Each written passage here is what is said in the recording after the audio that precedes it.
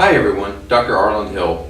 I wanted to take the time today to go over some of the differences between some of the different testing that's available to look at whether an individual is having a reaction against gluten or against wheat, and kind of give you some differentiation about what we're looking at when we talk about standard testing, and also what are some of your other options opposed to standard testing, and how can you actually go out and get more information to help you better understand whether or not you're truly having a reaction against grains or against wheat and gluten. Just so you have a reference point of what we're talking about here, when traditional medicine looks at testing for gluten, typically two things are looked at when they're looking at blood testing. They're going to look for something called gliadin, and they're only looking for one of the fractions that are related to gliadin. And then they're also going to look at a marker called tissue transglutaminase. Now, these are pretty much the only two markers that are looked at. But these are only a fraction of the total picture of what what the possible reactions of the immune system against gluten could be. So you also have the option of looking at some more advanced testing, and with these advanced tests, what you're going to see is you're going to have a lot of different markers, because when we think about the different proteins that the immune system could be reacting to with the consumption of wheat and with the consumption of gluten, it extends out just beyond gluten, and certainly just beyond a subfraction of gluten known as gliadin.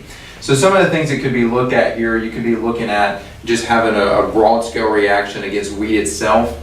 You could also be looking at what's known as wheat germ agglutinin. This is actually considered to be a lectin, so if that term rings familiar with you. You can also look at what's known as deamidated gliadin. Deamidated gliadin is what's most typically used in commercial foods, and it actually is a little bit different than gliadin, and it's different enough that the immune system is going to notice some difference there. So just because you would react to gliadin or you wouldn't react to gliadin doesn't mean you're going to have the same type of reaction against deamidated gliadin. And of course gliadin here, and I differentiate it here with the advanced testing, because you really start with traditional testing, you're only going to be looking at what's known as an alpha fraction. And with some of the more advanced testing, you can look at what's known as an alpha, an omega, a gamma. So there's quite a few different markers to consider here. You can look at gluten, and you can also look at gluteomorphine. This is going to be the aspect of gluten that has it, or that makes it have a similar effect to morphine in the body.